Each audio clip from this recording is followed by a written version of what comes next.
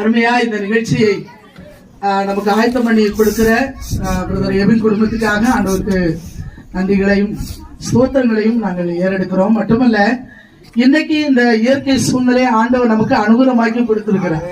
நேற்றைக்கு அவ்வளவு மழை பெய்து, ஆனா இன்னைக்கு ரொம்ப ஆச்சரியமா பாருங்க, மேல பாருங்களேன், சந்திரன் வந்து உட்கார்ந்துட்டு இருக்குது நம்ம ப்ரோக்ராம பாக்குறதுக்கு, இல்லையா?